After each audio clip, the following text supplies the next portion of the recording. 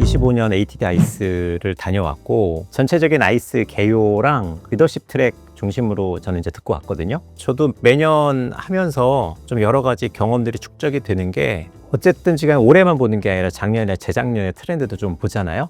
그리고 비슷한 기관에서 연이어서 발표하는 것들 듣다 보면 연결성을 좀 갖게 되는 것 같아요. 그래서 저 나름대로도 관점이 좀 넓어지는 게 아닌가라는 생각이 들고 그 부분 위주로 제가 좀 오늘 말씀을 드리도록 하겠습니다. ATD 아이스를 계속해서 가다 보면 콘텐츠들의 유사성이나 그리고 차별성이 좀 보이거든요. 그러니까 이 ATD에서 발표하는 세션들의 콘텐츠가 우리나라 콘텐츠랑 비교했을 때 뭐 훌륭하고 뛰어나고 탁월하냐, 꼭 그렇진 않습니다. 제가 항상 다니면서 느끼는 게 우리나라에 있는 HRD를 담당하시는 분들의 그 개발했던 콘텐츠나 학습 방법론이 훨씬 더 뛰어난 게 많거든요. 지금의 HR 트렌드가 이렇게 바뀌고 있구나라고 하는 것 정도를 우리가 파악하시면 되지, 우리 K-에듀의 자존심, 우리 컨텐츠에 대한 자부심들을 가지셨으면 좋겠다라는 말씀을 꼭 드리고 싶었습니다. ATD라고 하는 기관은 뭐 다들 잘 아시겠습니다만 80년 정도 됐어요. ASTD라고 되어 있죠. 근데 ASTD는 아래쪽에 주로 나와 있는 것처럼 American Society for Training and Development였어요. 연수였어요. 훈련이요. 요즘엔 트레이닝이라는 얘기를 잘 안 하잖아요. 이게 ATD로 바뀐 거는 분명한 뭐 이유가 있다 제가 말씀을 드렸었는데, TD도 탤런트 디벨롭먼트로 바뀌었죠. 근데 이 45년이라고 하는 연도가 주는 의미가 있어요. 그래서 HRD 태동기랑 ATD의 시작과 맥을 같이 합니다.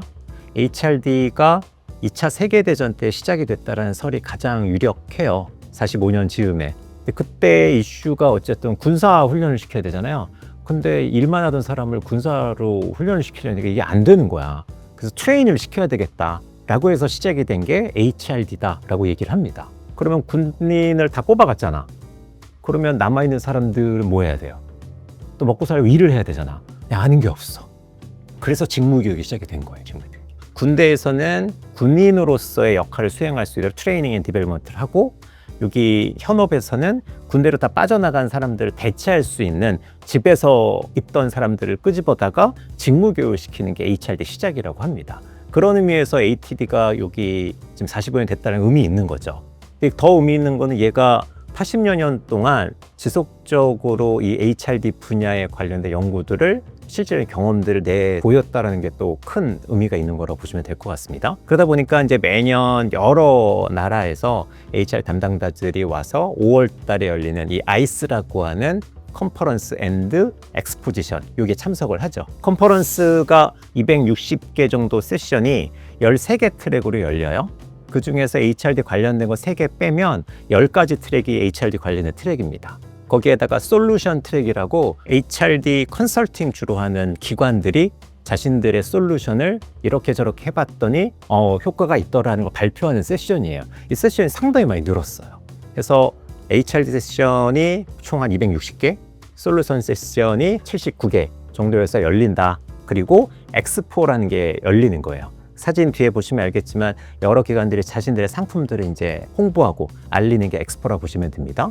그럼 ATD라는 기관이 있구나, 얘는 전신이 ASTD구나 라는 거 아시면 되고, 근데 ATD에서 매년 5월에 여는 컨퍼런스가 엑스포가 아이스구나, 이렇게 이해하시면 되겠습니다. 요거는 우리 회사도 좀 했었던 그래픽 퍼실리테이션이라는 기법이잖아요. 대표되는 세션은 이렇게 그래픽 퍼실리테이터가 그림과 텍스트로 그려서 요거를 좀 구조해가지고 보여주는 역할들을 하더라고요. 요거는 작년, 재작년에 제가 본 기억이 없는데 올해 좀 새롭게 하는 것 같아요. 오른쪽 하단에 ERG 보이세요? ERG? 요것도 경력 개발에 되게 중요한 용어 중에 하나거든요. Employee Resource Group, 구성원 자원 그룹. 얘가 뭐냐면 우리가 왜 DEI 얘기하면서 다양성 얘기했었잖아요. 그 소수민족이나 특정 이해관계를 갖고 있는 사람들의 모임이에요. 근데 여기 있는 사람들이 회사에서 불이익을 받을 수 있잖아요. 그럼 불이익 받는 것들을 어쨌든 줄이기 위해서 이 ERG라고 하는 모임이 상당히 많이 확대가 되고 있어요. ERG는 우리가 ED, OD, CD 얘기하잖아요. 그 CD, 경력 개발 차원에서 꽤 오랫동안 미국에서는 이런 모임이 생겼고, 이제는 소수의 어떤 것들보다 더 더 확산돼서 뭐 학습 조직 개념까지는 확산되지 않았지만 우리 이거 한번 해보는 게 어때? 공통의 관심사가 있는 사람끼리 모여서 자신들의 의사를 표현을 하고 그거에 대해서 연구하는 집단의 개념으로 확대가 좀 되고 있습니다. 아마 요거는 곧 우리나라에도 ERG라는 용어가 좀 나올 것 같아요. 요거 얘기하다 보니까 DEI가 화두잖아요. 작년보다 재작년에도 화두였거든요. 키워드에 항상 꼽히는 게 DEI였어요. 올해는 되게 많이 줄었어요. DEI가 뭐 사라졌다기보다 다른 개념으로 포장을 해요. 다양성, 형평성, 공정성이 화두가 된 지는 아주 오래됐잖아요. 근데 이걸 DEI라는 걸로 이렇게 수면 위에 올린 것일 뿐이죠. 근데 그게 없어지진 않았어요. 다른 프레임으로 포장을 하는 거예요. 세대 간의 소통 중요하잖아요. 심리적인 안정감 중요하잖아요. 그들을 우리가 케어해야 되잖아요. 이런 것들의 용어로 대체됐다라고 보시면 될 것 같아요. 맨 스테이지 세션이라고, 제너럴 세션이라고도 하고요. 방금 말씀드린 것처럼 에이미 에드먼슨 포함, 오른쪽에는 세스 고딘, 두 사람 얘기는 조금 더 자세히 설명을 해줘 보면, 에이미 에드먼스는 우리가 뭐 지금도 계속해서 많이 인용되고 있는 심리적 안정감을 발표하고, 저도 이번에 처음 좀 접하게 된 게 단순히 실패를 장려하자라는 수준에서 실패라고 하는 종류가 3가지가 있더라. 인텔리전트 페일리어, 지능적 실패는 장려해라, 포용하고. 그런데 기본적인 베이직한 실패랑 복합적 컴플렉스한 실패는 예방하거나 예측해서 완화해야 된다라고 해요. 저거 딱 보니까 이건 실패각이에요. 안 될 것 같아요. 야, 괜찮아, 해봐. 심리적 안정감이 중요해. 이건 아니라는 거예요. 우리는 여러 번 해봤잖아요. 해보면 레슨을 얻거든요. 그 레슨을 얻은 거가 있음에도 불구하고 똑같은 실패를 반복하면 안 돼요. 걔는 기본적 실패고, 여기서 이야기하는 컴플렉스, 복합적 실패예요. 얘는 장려하는 게 아니에요. 예방해야 돼요. 그런데 교훈적 실패는 장려해라. 조건이 뭐냐? 4.5로 얘기했어요. 4.5. 첫 번째, 새로운 영역이냐, 이 도전하는 과제가. 두 번째는 명확하게 목표를 우리가 지금 추구하고 있느냐. 얘 우리 시도해서 우리가 얻고자 하는 게 뭐냐라는 게 명확해야 된다는 얘기예요. 세 번째는 충분히 사전 조사해서 가설을 설정해야 된다. 아마 우리가 이걸 시도하면 이렇게 되지 않을까라는 가설적인 게 있어야 될 거잖아요. 그리고 네 번째가 실패 범위를 최소화할 수 있는 것들 장치를 마련하면 0.5가 맨 오른쪽에 있는 실패를 통해서 나중에 레슨런을 반드시 우리가 식별해야 된다. 그걸 통해서 우리가 다른 사람들한테 알려야 된다는 거죠. 저는 이 4.5에 해당되는 조건도 좀 의미가 있었거든요. 그럼 우리가 실패를 권장을 한다, 장려한다라는 문화를 갖추자. 아무 실패나 다 권장하는 게 아니라 이 교훈적 실패라는 것을 권장하고 장려하고 알리자라는 거에는 좀 의미가 있는 것 같습니다. 그러면서 이 옳은 실패가 효과를 발휘하기 위해서는 지금 오른쪽 하단에 보시면 Y축이 심리적 안정감이죠. X축은 성과에 대한 기준이에요. 이 옳은 실패는 성과에 대한 기준과 맞물렸을 때 시너지가 난다는 거예요.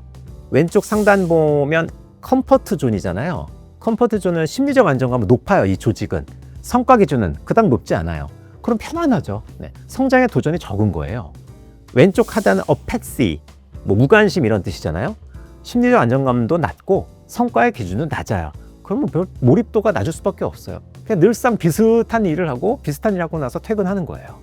오른쪽 하단은 이제 성과에 대한 기준이 높아지기 시작해요. 근데 심리적 안정감은 떨어져요. 불안해요. 이거 들키면 어떡하지? 실패한 거? 이거 말아먹으면 어떡하지? 이거 실패하면 어떡하지? 성과의 기준은 높은데 심리적 안정감이 떨어지면 구성원들은 입을 닫죠. 이거 실패하면 안 되니까. 그리고 불안한 마음을 갖게 될 수가 있다.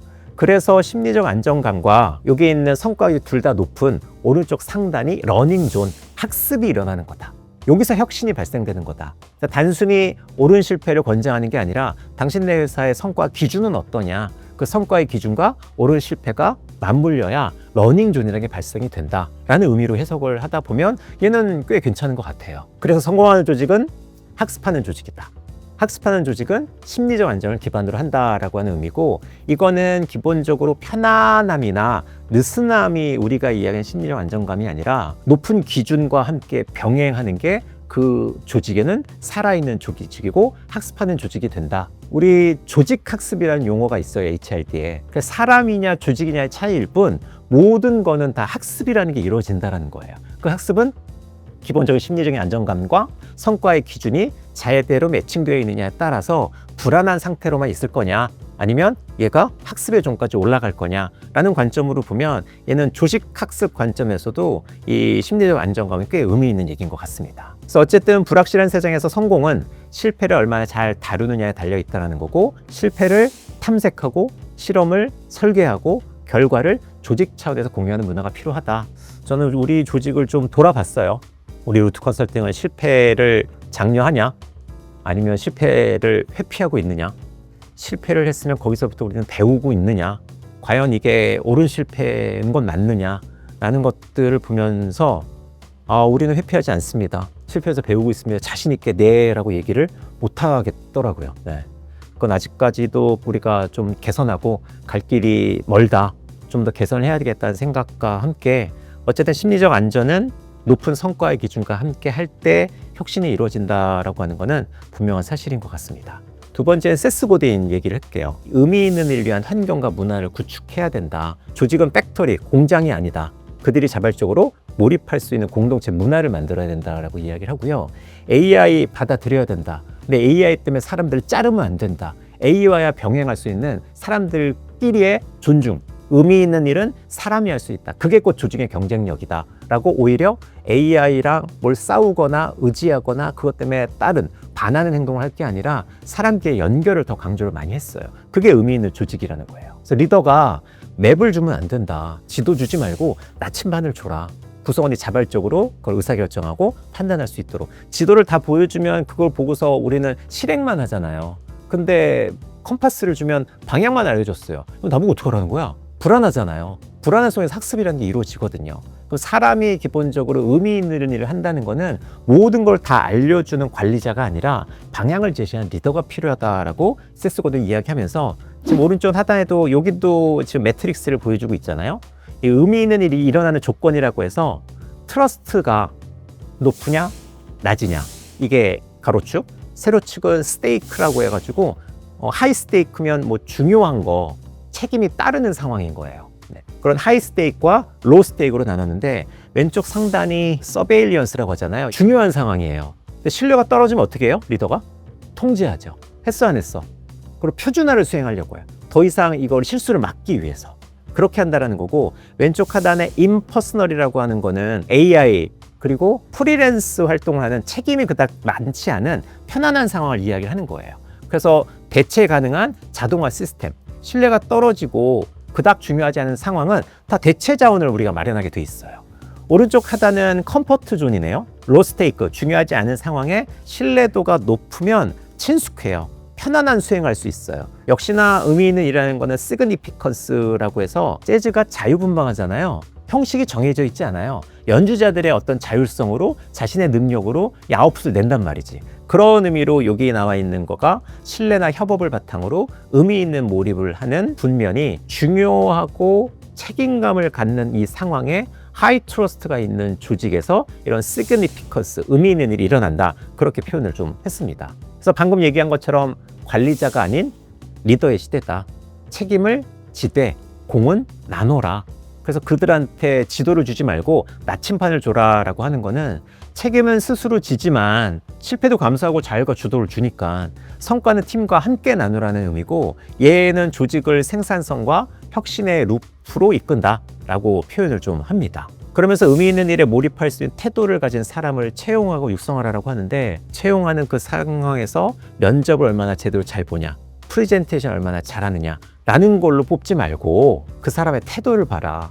채용할 때 인터뷰 스킬이나 스펙 보지 말고 그 사람이 어떤 행동을 보이고 어떤 태도를 보이는지 관찰을 해라. 근데 이걸 그 장면에서 다 볼 수는 없잖아요. 그래서 시뮬레이션 면접 같은 걸 좀 활용을 한다거나, 그런 수경 시험에도 그냥 정형화된 테스트라는 게 아니라 접할 수 있는 사례를 던져주고 거기에 의사결정을 어떻게 하는지, 소통을 어떻게 하는지를 좀 보려고 하는 시험으로 바꾸는 이유도 그런 게 아닌가. AI가 일자리를 대체하는 시대에 과연 사람이 할 수 있는 의미 있는 일들이 뭘 거냐, 그리고 그러한 일이 일어나기 위해서 어떤 조건이 필요하냐. 세스 고딘이 얘기하는 의미 있는 일은 리더도 줘야 되지만 조직 자체에서 AI 시대에 결국 신뢰라고 하는 것이 유지된 상태에서 그 조직의 여러 가지 것들에 대한 일이 진행이 돼야 된다라고 이해하시면 될 것 같아요. 그러니까 정리하면, 우리가 듣진 않았지만 사이먼 바일스가 이야기한 개인 차원의 마인드셋이 있거든요.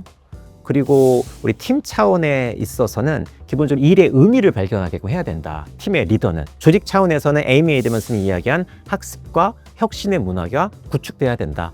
개인 차원과 팀 차원과 조직 차원에서 세 가지로 정리를 이렇게 할 수가 있을 것 같고, 에이미 에드먼슨이 얘기한 거는 어쨌든지 간에 조직의 문화를 학습하는 문화로 실패를 장려하는 문화를 만들자라는 거고, 여기 있는 세스 고딘은 리더는 제가 가끔 강의할 때 말씀드리는 미닝 메이커, 의미 생산자가 돼야 된다. 의미 없는 일은 없어요. 의미가 더 많고 적은 것의 차이일 뿐이지. 근데 그 의미를 망각하고 잊은 채로 일을 부여하는지도 몰라요. 그런데 그 일을 받은 구성원은 이 일이 나한테 주는 의미가 뭔지를 생각하고 일에 임해야 된다. 그게 기본적으로 팀 차원에서 팀의 리더가 해야 되는 거고, 그걸 받은 구성원들은 그 의미를 찾으면서 업무를 수행해야 된다라고 이해하시면 될 것 같습니다. 그래서 키노 스피치를 세 가지 차원에서 이렇게 좀 정리를 해봤습니다. 세스 고딘은 저도 들으면서 새로운 내용은 없었어요. 근데 이게 들으면서 느끼는 게 뭐냐면, 망각하고 있는 것들 다시 좀 불러일으켜 주거든요. 우리도 교육을 하면 그 교육 내용이 듣는 학습자가 다 새로운 내용은 아니란 말이죠. 아, 맞아, 그랬지, 나 저걸 잊고 있었네, 망각하고 지금까지 그냥 다람쥐 쳇바퀴 돌듯 일하고 있구나. 나는 여태까지 지도를 줬네 구성원들한테. 나는 맵을 주는 게 아니라 컴파스 방향성 알려줬어야 되는데, 라는 거를 정리를 해주는 데 도움이 됐고, 그거를 세스 고딘이 이야기를 하니까 또 의미가 있었던 거고, 여기에 나와 있는 것처럼 매트릭스로 정리하는 게 저는 좀 인상 깊었거든요. 매트릭스도 보면 별거 아니잖아요. 근데 정보를 받았을 때 정리를 하는 방법 중에 하나가 제일 간편하고 쉽게 할 수 있는 게 이 매트릭스예요. 매트릭스로 변인이 항상 두 가지가 있잖아요. 정보를 쭉 들었어. 가만히 있어, 이게 뭐부터 해야 되지? 우선순위를 좀 정해볼까? 매트릭스 그리고 변인을 두 개 정해가지고 여기는 이렇고 이럴 수 있겠네. 그럼 뭐부터 해야 되겠다. 우리가 항상 쓰는 수학 분석도 매트릭스. 그런 것들을 다시 한번 좀 강조하거나 제가 리뷰하는 데 도움이 된 거고, 나머지 것들은 세스 고딘의 그 파워, 후광 효과가 큰 게 아닌가 라는 생각이 좀 듭니다. 러닝 트랙은 아까 13개라고 말씀을 드렸잖아요. 근데 그 13개 중에서 3가지 트랙은 HRD가 직접적인 관련이 있는 트랙이 아니어서 걔는 빼고 10가지 트랙으로 되어 있습니다. 이건 홈페이지에 들어가 보면 각각이 주는 의미나 이런 것들이 나와 있는데, 풀어서 설명을 좀 여기다 해 놓은 거고요. 여기 보면 빨간색으로 되어 있는 것 위주로 듣고 왔다라고 이해하시면 됩니다. 제일 좀 화두가 되고 있는 그리고 트렌드에 민감한 것들, 세션 수가 갑자기 급증하거나 하는 것들인데, 경력 개발 올해 가장 많이 늘었고, 퓨처 레디니스, AI 기반으로 어떻게 설계할 거냐, 그리고 리더십은 대표적인 세션이라고 보시면 되겠습니다. 요거를 우리가 사전 영상에서 이렇게 보여드렸었어요. 리더십은 매년 제일 많이 세션이 열리죠. 커리어 디벨롭먼트, 경력 개발은 작년 대비 꽤 많이 늘었잖아요. 재작년 대비도 늘었었거든요. 경력 개발은 이번 두 번째 스케치 영상에서 이은혜 팀장님이 자세하게 설명을 해줬어요. 그거 한번 들어보시고, 퓨처 레디니스는 어쨌든 미래에 대한 준비가 조직이나 개인 차원에서 얼마나 되고 있느냐. 인스트럭셔널 디자인은 전통적인 트랙인데, 이거는 항상 상위단에 우리가 오를 정도로 관심이 되고 있는, 결국 우리가 솔루션을 제공하려면 설계가 잘 돼야 될 거니까 그런 의미로 좀 해석을 하면 될 것 같습니다. 그래서 전체 세션의 워드 클라우드 분석도 우리가 했고요. 리더십 트렌드의 이 워드 클라우드 분석을 했는데, 이건 빈도 체크하는 거죠, 워드 클라우드는. 근데 우리가 이 사전 분석을 그 워드 클라우드만 하는 게 아니라 이걸로 했다고 말씀드렸어요. 이거는 워드 클라우드 다른 점은 키워드들을 뽑아줘요. 데이터 마이닝 기법이니까. 근데 그 키워드들끼리의 연관성 있는 끼리 묶어줘요. 묶어서 토픽을 정하네요. 그 다음에는 사람의 일이 필요해요. 토픽 1, 2, 3에 여기는 단어나 동그라미의 크기나 선의 굵기를 보고 얘는 뭐를 얘기하는 것 같아 라고 뽑을 수 있어요. 그거를 우리는 이렇게 토픽 1, 2, 3로 뽑았거든요. 토픽 1은 AID 시대에도 신뢰나 관계 구축이 필요하다. 두 번째는 저 오른쪽 끝입니다. 코칭, 체인지, 골 등등 있잖아요. 변화를 이끄는 코칭과 성장의 전략이 있어야 된다. 토픽 3는 성과 중심의 인재, 탤런트, 워크플레이스, 일터에서 그들의 성과를 내는데 구성원을 레버리지 해야 되잖아요. 그런 의미로 해석을 한 거예요. 가운데 뭐가 있어요? 2와 3 사이에 리절트가 있잖아요. 리절트는 결과잖아요. 어쨌든 여러 가지 것들을 우리가 시도하는 거는 결과를 내야 된다는 의미다라고 우리가 해석할 수 있죠. 얘는 사람마다 다르게 해석할 수 있는 거예요. 그런 의미에서 논리적인 툴과 개인의 직관으로 주제를 이렇게 다르게 선정할 수가 있습니다. 요거 하나에다가 더 했던 게 이번에는 토픽 1, 2, 3에 세분화된 앞에 있는 거랑 다른 거는 연결의 화살표가 있죠. 화살표. 앞에는 화살표가 없었어요. 네. 이거는 화살표로 더 스토리를 만들 수 있게 연결성을 더 지을 수 있게 이렇게 만들어 놓은 거고 역시나 이것도 저희가 고객분들한테 신청을 받아서 다 보내드렸어요. 첫 번째 토픽과 두 번째, 세 번째는 각각 이런 것들을 의미합니다. 이걸 각각의 트랙마다 토픽 모델링으로 전체적인 경향성을 보고 요거 뭐를 좀 들어야 되겠다 라는 걸 우리가 선택할 수 있는 기법이라고 보시면 됩니다. 7가지 트렌드는 우리가 이 300여 개 된 세션을 다 엑셀로 정리했죠. 거기에다가 가서 들은 내용들도 있고 가서 녹음도 했거든요. 녹음한 거, 강의 슬라이드 다 집어넣어서 트렌드를 좀 읽어줘 라고 했어요. 근거도 마련하고 라고 했더니 얘가 이렇게 7개 정도 뽑아준 겁니다. 7개 뽑은 거를 제 직관이랑 좀 합쳐서 3가지로 정리를 했습니다. 첫 번째, AI 시대의 신뢰와 관계 리더십이 같이 병행이 돼야 된다라고 하는 의미입니다. 요즘에 리더십의 역량 부족이나 구성원들의 신뢰가 떨어지고 리더들의 번아웃이 증가되고 있거든요. 이런 위기 속에서도 우리는 이제는 더 이상 미루지 말고 이 구조적인 변화의 필요성을 주는 거다. 그래서 우리도 정서진흥 많이 하잖아요. 정서진을 갖춘 리더가 단순히 좋은 사람을 넘어서 행동 변화를 이끌 수 있는 결과 중심의 리더가 돼야 된다라는 게 하나의 핵심 메시지인 것 같고, 두 번째는 변화나 성장을 촉진하는 코칭. 코칭은 질문하고 스킬 발휘하는 게 아니라 코칭의 문화로 이제 더 확산돼야 된다. 코칭의 방법을 적용을 해서 구성원들과 대화를 나누고 연결을 해야 된다.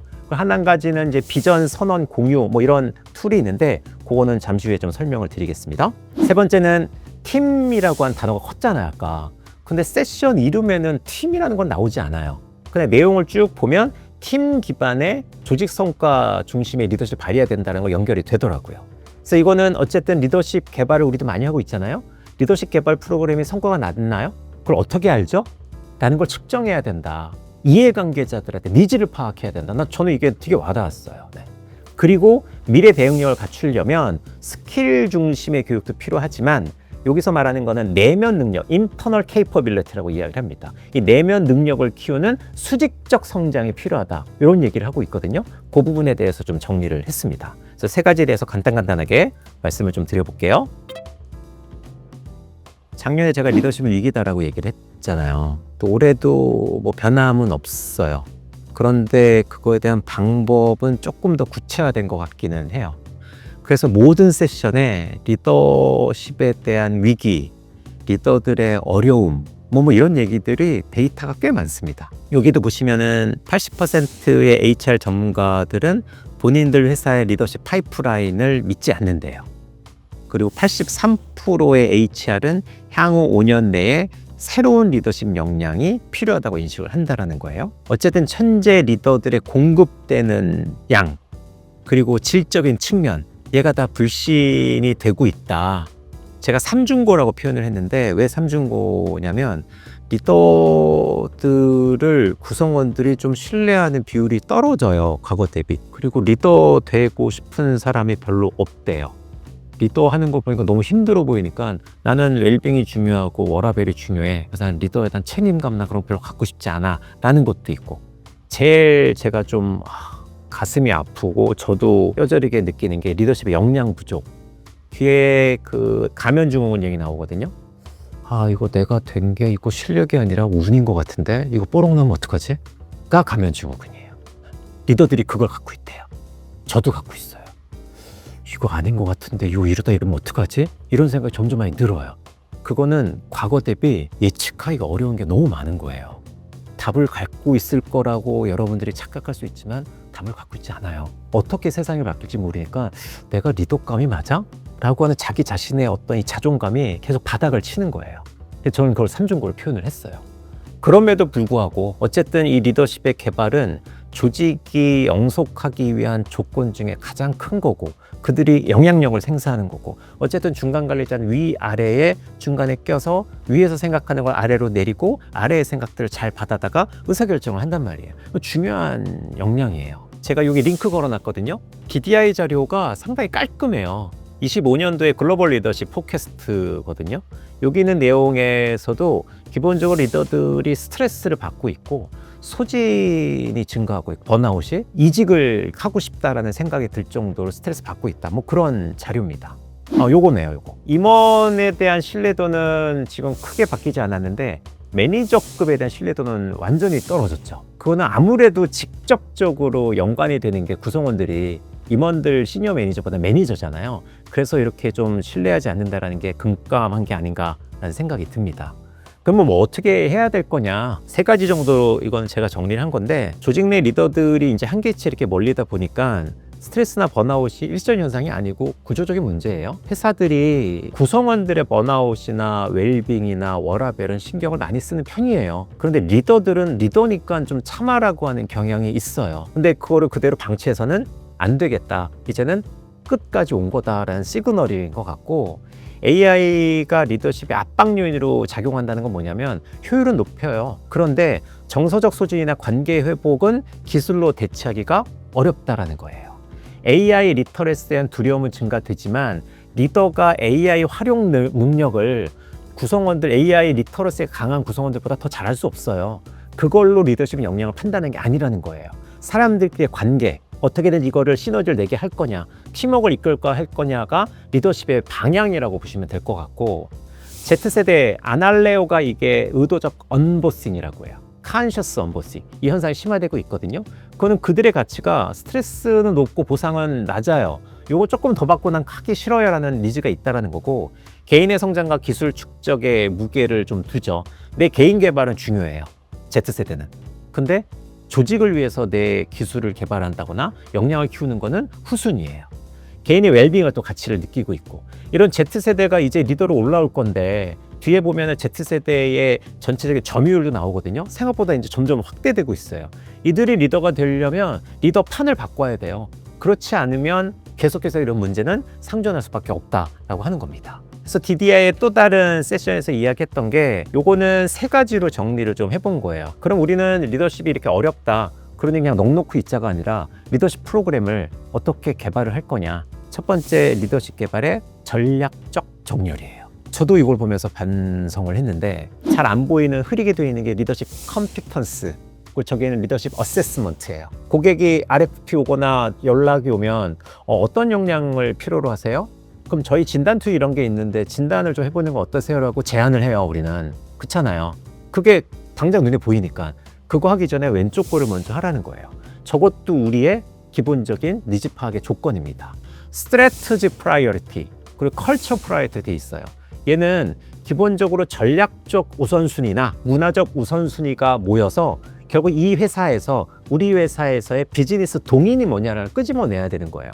그거는 HRD 담당자가 알아서 정하고 우리한테 니즈를 파악해주면 되는 거 아닌가?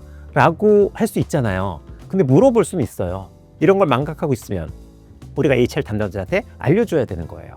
전략적 HRD를 유지하려면 우리는 선행을 해야 돼요. 그러면 회사가 갖고자 하는 전략이 뭐냐? 그 중에서 당신이 중요하게 생각하는 동의는 뭐냐? 당신들이 추구하는 문화는 또 어떤 문화냐? 얘는 우리가 처음에 분석 단계에서 있어야 돼요. 있으면 물어봐야 되는 거고 없으면 같이 이거를 요구 분석을 해줘야 된다는 의미죠. 그런 전략적 정렬을 토대로 해서 이게 어느 정도 잘 돌아가야 맨 오른쪽에는 매트릭스, 성과 지표가 난다는 거예요.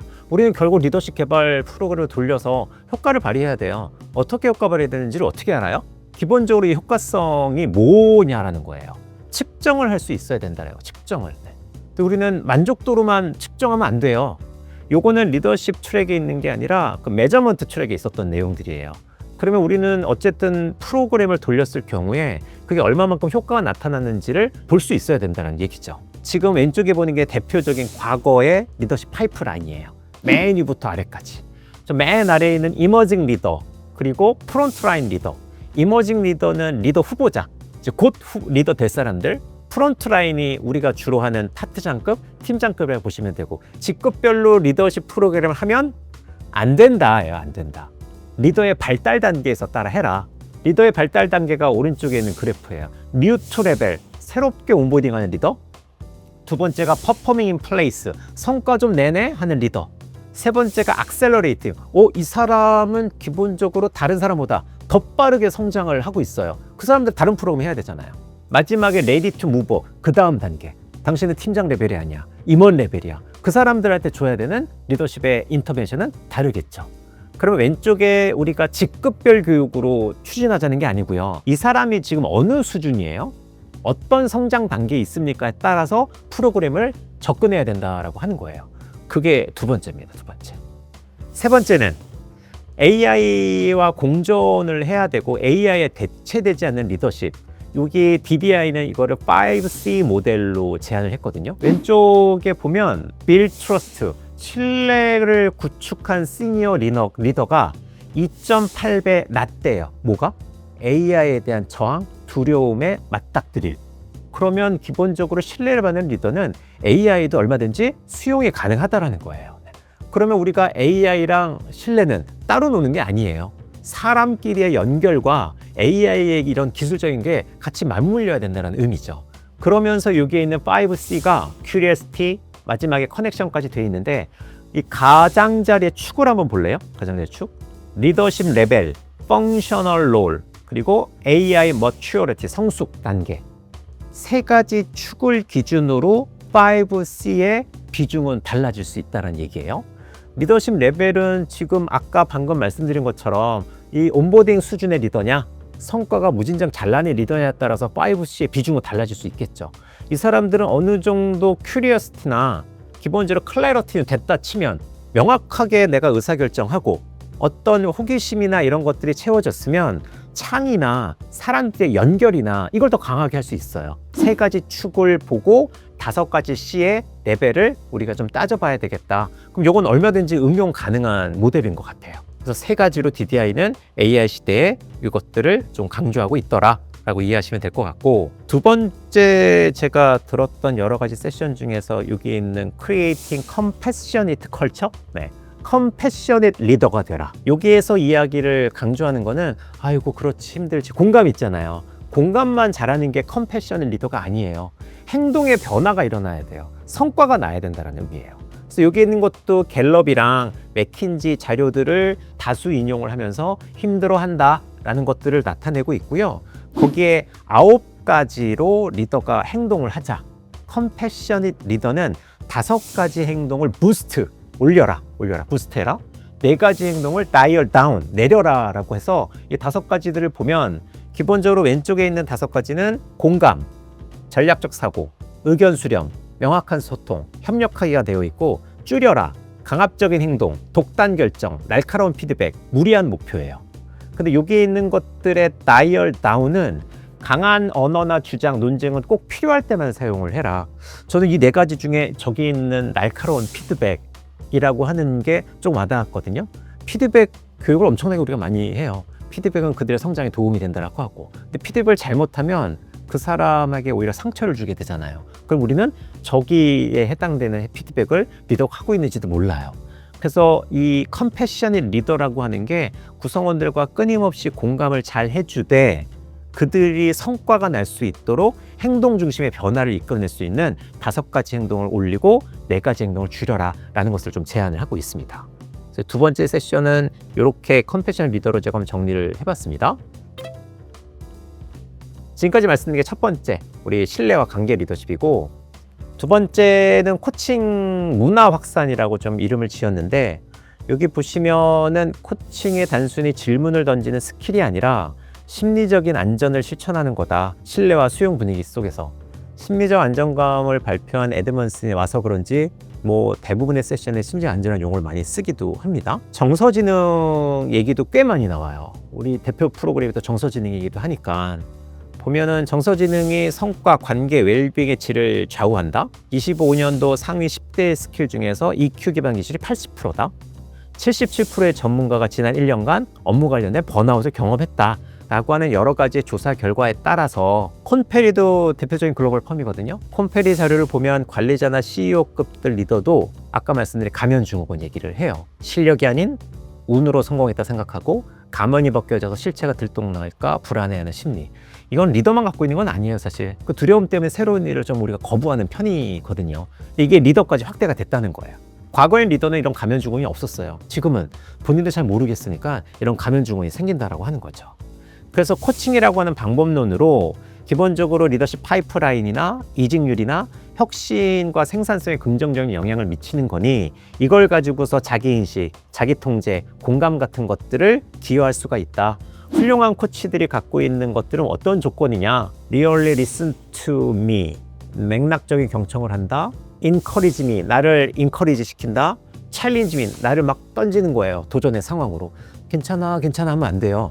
던져도 줘야 돼요. 거기에서 학습이라는 게 이루어지니까. 그리고 도전을 제공하고 피드백하고 책임감을 부여한다라는 것들이 공통된 특성이라고 했고, 조언을 제공을 하는 게 아니라 답을 주는 게 아니라 세스 고든이 이야기한 것처럼 거기에 지도를 만들어 주지 말고 컴파스만 줘. 그리고 그가 스스로 성장할 수 있도록 해. 얘는 코칭 스킬이 아니에요. 조직의 문화예요. 네. 그러면 그들을 어떻게든지 절벽으로 떨어뜨려 가지고 거기서 자생하고 성장할 수 있는 기회를 마련해 주는 문화냐 그렇지 않느냐 라는 걸로 요거를 저는 좀 해석을 했습니다. 그래서 추가적으로 여기 코칭 앤 컬처라고 하는 세션에 들었을 때 이 포시 모델을 이야기를 했는데, 캐릭터, 리더가 코칭을 한 다음은 이 친구를 성장시킬 수 있는 진정성이 있어야 그 태도가 있어야 돼요. 커넥션, 팀원과 정서적인 연결감은 느끼고요. 컨버세이션, 일상적의 대화 속의 성장을 추진해야 된다는 거고, 컬처, 얘를 문화로 영향을 미쳐라. 그래서 코칭을 먼저 하기 전에 관계 형성을 해야 된다라고 하는 거고, 그게 자연스러운 일상적 대화에서 일어나야 된다는 건데, 그 일상적 대화를 도예로 얘기를 해주는데 얘도 괜찮아요. 디스커버리, 탐색과 학습이에요. 현재 지금 어떤 일들을 하고 있어요? 도전적인 과제는요. 일하면서 뭐 좀 어려운 점은 없고 이런 거 우리 코칭 하잖아요. 두 번째가 크리에이션, 가능성이나 기회를 탐색해요. 지금 하던 일에서 조금 더 나아지려면 새로운 일들 하면 어떤 것들 할 수 있을 거냐? 라는 건 저도 이런 걸 할 수 있을 것 같아 라는 관점의 확장, 그리고 선택지를 좀 넓혀주는 것들이 크리에이션. 세 번째가 커미먼트. 이들이 실행하고 행동할 수 있도록 구체적인 행동 계획이나 의지를 다져서 후속 점검해 줄 수 있는 거. 요 세 가지는 다른 코칭 프로세스랑 단계만 다를 뿐 다 같아요. 근데 가운데 더 플로우라고 하는 개념이 있잖아요. 얘 플로우라고 하는 거에 제가 연결을 지었던 게 요 세션에서 이렇게 얘기한 게 아니라 우리가 몰입이라고 하는 걸 인게이지라고 하잖아요. 인게이지먼트랑 플로우라고 하는 것도 몰입이에요. 심리적 몰입이 플로우예요. 플로우. 이건 미하이 식센리아이가 얘기한 거고, 우리가 보통 연구에서 할 때 인게이지먼트는 정서 몰입, 뭐 인지 몰입, 뭐 이런 것들을 이야기를 하잖아요. 근데 여기서의 플로우로 제가 연결해 봤더니 말이 돼요. 코칭 대화를 통해서 자기인식이 높아지고 가능성을 창조하며 구체적인 실행에 헌신해서 몰입하는 상태가 아닐까? 코칭 문화가 세팅이 되면 구성원들이 나의 수준은 지금 이렇구나, 나는 지금 이런 것들을 하고 싶구나, 무엇을 잘하고 못하고 있구나, 나는 감정 상태가 높아지면 나는 앞으로 이런 걸 더 하고 싶다는 가능성이 더 올라가게 돼 있고, 구체적으로 이걸 더 하고 싶다는 실행을 리더와 같이 으쌰으쌰하면서 연결할 수가 있거든요. 그게 제가 생각할 때는 미하이 칙센리아가 이야기한 플로우의 개념이 아닐까 생각이 들어서 요거를 좀 적어본 겁니다. 그래서 코칭의 스킬보다는 문화로 정착을 하자. 일상적인 대화 속에서 이런 대화를 주고받자. 두 번째는 간단하게만 이야기하면, 이거는 담대한 비전을 이루기 위한 7가지 질문이에요. 이거 하나씩 받아봐요. 벽 너머로 모자를 던지면 어떻게 돼요? 모자 찾으러 벽을 넘잖아요. 그렇게 일단 행동을 취해야 된다. 담대한 비전이라는 거는 계속 그냥 쓰기만 해서 되지는 않는다. 우리는 안 해봤던 것들에 대한 것은 뇌는 민감하고 긍정에 둔감하기 때문에 계속해서 위험을 회피할 수밖에 없다. 이건 인간의 심리다. 그러니 비전이 없으면 할 일 목록에만 매몰돼서 반응적으로 살 수밖에 없다. 당신의 1년 후를 상상을 하면서 7가지에 대한 질문을 좀 던져봐라 라고 이야기를 해요. 그래서 저도 써서 봤어요. 제 거를 7가지 쓰면서 얘가 다시 한번 정리되는 느낌은 들어요. 코칭은요, 자기가 먼저 효과를 느껴야 문화가 형성이 돼요. 다른 사람들을 코칭한다라고 하는 어떤 이타적인 마음만 가져서는 되는 게 아니에요. 내가 내 스스로에게 질문을 해서 내 스스로 태도가 변하니까 다른 사람한테 쓰고 싶다는 게 생겨야 되는 겁니다. 그런 의미에서 우리는 셀프 코칭한다 생각하고 7가지에 대해서 질문 한번 던져보시면 좋을 것 같아요. 마지막, 조직 성과 중심의 리더십입니다. 포커스드 90도 피드백. 이 90도 피드백은 구성원이 리더한테 한 피드백이에요. 평가가 아니라 리더도 실행과 성장 중심의 피드백 문화를 좀 만들어 주자. 그래서 구성원, 관리자, 매니저 오브 매니저가 상위 관리자예요. 그 코치가 1대1로 하는 게 아니라 상위 관리자, 그 담당, 그리고 코치가 3명이 2대1로 코칭을 한다 하더라고요. 그것도 개념이 괜찮아요. UC 버클리의 CA로 러닝 오피서가 나와서 발표를 한 거거든요. 그래서 90도 프로그램이 뭐다라는 내용이 나와 있고, 여기에는 인플로이, 구성원, 매니저 오브 매니저가 어떠한 기회들을 탐색할 수 있다는 게 적혀져 있는 겁니다. 그래서 이렇게 나, 위, 아래가 좀 참여하는 게 어떻겠습니까? 라고 한다는 거고, 익명 피드백을 수집해서 방금 말씀드린 것처럼 관리자랑 상위 관리자 그리고 코치가 같이 공유를 하고 후속 피드백을 하는데, 이거를 받은 관리자 중에 82%가 성장 중심의 환경이었다. 근데 이때도 우리나라랑 크게 다르지 않게 질문이 많았어요. 이거 평가하려고 하는 거 아니냐, 이들이 받아들이더냐, 우리가 예측할 수 있는 그런 피드백이 나왔어요. 일반적인 대답을 하기는 했습니다만, 이거의 효과성이 그거에 반대되는 사이드 이펙트보다 훨씬 더 크기 때문에 자기네들이 꾸준히 한다, 뭐 이런 얘기를 좀 합니다. 그래서 제가 비트윈 코칭 요거를 송사부님한테 좀 부탁을 드렸는데, 우리가 이 비트윈 코칭은 리더도 피드백이 필요하다, 그들도 성장해야 된다는 차원에서 프로그램을 이렇게 베어 프로세스 가지고 과정의 목표로 우리가 진행을 하고 있잖아요. 갑자기 뭐가 확대되거나 이러진 않을 거예요. 그런데 피드백도 구성원이 상사한테 하고요. 성과 관리 차원도 요즘 성과 관리 리더가 하는 거잖아요. 근데 성과 관리가 확산되면서 내가 제대로 성과를 인정받으려면 구성원도 알아야 돼요. 그런 요구가 조금씩 들어오고 있어요, 지금. 네. 그거는 뭐냐? 아, 나도 회사의 성과 관리가 이렇게 되는구나. 그럼 나는 목표를 어떻게 잡아가지고 이렇게 내가 원어원 받아서 내 성과를 이렇게 어필해야지, 본인도 알아야 되잖아요. 무조건 그걸 회피하는 게 아니라 구성원들도 피드백을 할 수 있어야 되고, 구성원들도 본인의 성과를 관리할 수 있어야 돼요. 그런 것들에 대한 니즈가 아마 생기지 않을까 생각이 듭니다. 그리고서 이 세 번째 중에 이 성과 측정하는 거, 여기 있는 내용을 보면 위에 1, 2, 3 있죠. 1, 2, 3. 이해관계자가 중요하다는 얘기를 해요. 우리가 제안을 할 때 담당자도 있지만 상위 의사결정권자도 있죠. 그리고 그 의사결정에 또 영향을 미치는 이해관계자들이 있어요. 그 사람들이 대부분 조직의 임원들, 비즈리더, HR 파트너, 참가자는 학습자예요. 그리고 관리자 등등이 있을 거잖아요. 이들을 관리하라는 얘기예요. 1번이. 2번은 우선순위 파악을 위한 질문. 어떤 우선순위를 파악해야 되냐, 이해관계자들한테. 어떤 변화가 일어날 기대합니까? 성공하는 모습은요? 이 4가지 질문을 우리가 할 수도 있고요. HRD 담당자한테 이 과정을 개발할 때 이해관계자들을 선정을 해서 그분들한테 목소리를 들어주세요. 이 4가지 질문으로 할 수 있잖아요. 네. 이거는 과정 개발하는데 되게 중요한 거예요. 아까 앞에서 제가 말씀드렸던 비즈니스 드라이버, 동인 있잖아요. 전략적 우선순위. 갖고서 일을 추진해야지 역량이랑 진단만 시작하면 안 돼요. 앞단의 우선순위가 필요한 거니까. 그럴 때 여기 있는 우선순위 파악하는 질문을 하고, 세 번째가 정기적으로 지금 이렇게 되고 있습니다. 혹시나 추가적으로 원하시는 건 뭡니까? 이해관계자들 관리를 해야 된다는 거예요. 저는 이게 새로운 건 아닌데 새로웠어요. 뭔 얘기냐면 우리가 이것도 간과하고 있어요. 지금 요청한 거를 빨리 제안을 해서 과정을 만들어서 그걸 어떻게든 수행을 해야 되잖아요. 효과는요? 효과 측정은요? 커크 패드릭이 이야기하는 실제 3단계, 4단계는 어떻게 우리가 측정을 합니까? 이런 걸로 충분히 측정할 수가 있어요. 이해관계자들이 이런 걸 원했는데 학습자들의 그 니즈를 파악하고 과정을 돌려봤더니 실제 어떤 결과가 나왔다는 건 ROI까지 가지 않더라도 이해관계자들이 어느 정도 본인들의 니즈가 이 과정 후에 리더들한테 반영이 됐더라라는 걸로 우리는 충분히 3단계 측정을 할 수 있다는 겁니다. 이런 성과 측정을 위한 논리적 경로예요. 포커스, 핵심적인 니즈에 기반해서 목표 설정. 두 번째가 프로세스, 프로그램 실행하는 데 있어 적절성. 세 번째는 아웃컴, 행동이나 성과에 대한 변화가 어떻게 일어났느냐. 네 번째 임팩트, 그래서 실질적으로 어떤 기여를 했느냐라고 한 4가지 질문인 거예요. 2가지가 인풋이죠. 우리가 실제 과정을 돌리기 전에 포커스랑 프로세스, 돌리고 난 다음에 아웃컴과 임팩이 어땠느냐를 여기 있는 구조로 우리가 조금 과정 후에 그 설문이 됐든 인터뷰가 되는 것들을 이걸로 좀 확인을 하면 좋겠다 하면서 제가 느꼈던 게, 여기 있는 세션을 참석하고 나서 우리 조직은 리더십 개발의 성과를 어떻게 정의를 하고 있냐. 이번에 프로그램 어땠어요? 여러분, 잘 끝났어요. 뭐 어떻게 잘 끝났어요? 뭐 만족도가 어쩌고 저쩌고 했어요. 그 과정 담당자가 꽤나 만족했어요. 라는 얘기를 보통 한단 말이에요. 그러면 그 담당 팀의 팀장님은요? 혹시 거기에 관련된 임원분들은 어떻게 이야기를 하시던가요? 거기에 있는 비즈니스의 책임자들은 이런 윗단에 있는 사람들과의 소통이나 그들의 만족도도 좀 우리가 생각을 해봐야 되겠다. 이해관계자랑 정기적으로 우리가 소통하면서 기대 성과를 관리하고 있는지, 논리적인 경로 이 4가지 중에 우리는 어느 수준의 데이터를 확보하거나 확보하려고 노력하는지 등등의 것들을 따져보면 과정 전에 우리가 신경 써야 될 것들, 과정이 끝나고 나서 나중에 결과 보고서를 쓸 때도 분명히 한 꼭지를 쓸 수 있거나 추가적으로 인터뷰를 해서 할 수도 있어요.